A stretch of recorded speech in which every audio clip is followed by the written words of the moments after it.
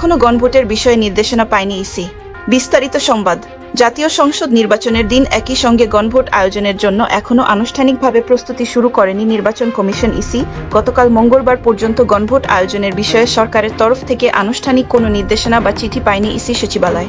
নির্দেশনা না পেলেও কমিশনের কর্মকর্তারা নিজেরা বিষয়টি নিয়ে অনানুষ্ঠানিক আলোচনা করছেন।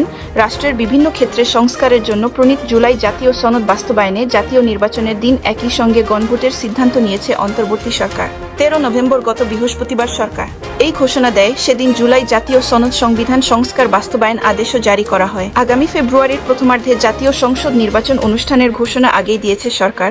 সেই লক্ষ্যে জাতীয় নির্বাচন আয়োজনে ইসির প্রস্তুতিও শেষ পর্যায়ে। ডিসেম্বরের প্রথম সপ্তাহে তফসিল ঘোষণা করা হতে পারে। জাতীয় নির্বাচনের মতো গণভোটও আয়োজন করবে ইসি। এবার সংসদ নির্বাচনে প্রবাসী বাংলাদেশি ভোটাররা পোস্টাল ব্যালটে ভোট দেওয়ার সুযোগ পাচ্ছেন। তারা গণভোট দেওয়ারও সুযোগ পাবেন কিনা সে প্রশ্ন সামনে এসেছে। সংশ্লিষ্ট সূত্র জানায়, প্রবাসীরা গণভোট দিতে পারবেন কিনা সে সিদ্ধান্ত এখনো চূড়ান্ত হয়নি। তবে ইসি এই সুযোগ দেওয়ার বিষয়ে ইতিবাচক। কিন্তু জুলাই সনদ বাস্তবায়ন আদেশ জারি হলেও এখনো গণভোট আয়োজনের আইন বা অধ্যাদেশ হয়নি। এজন্য আগে একটি নতুন আইন করতে হবে। সরকার এই আইন বা অধ্যাদেশ করবে।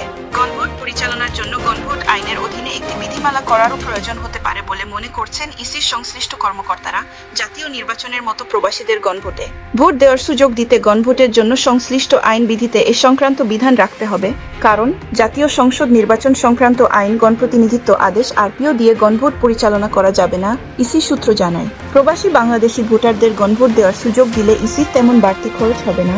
শুধু জাতীয় নির্বাচনের ব্যালট পেপারের সঙ্গে গণভোটের ব্যালট পাঠাতে হবে। প্রবাসীদের কাছে ব্যালট পাঠানো হবে প্রার্থী চূড়ান্ত হওয়ার আগে, কিন্তু ভোট দেবেন প্রার্থী চূড়ান্ত হওয়ার পর। তাই প্রবাসী ভোটারদের জন্য জাতীয় নির্বাচনের ব্যালট আগেভাগেই ছাপানো হবে। সেখানে শুধু নিবন্ধিত দলগুলো এবং স্বতন্ত্র প্রার্থীর প্রতীকগুলো থাকবে।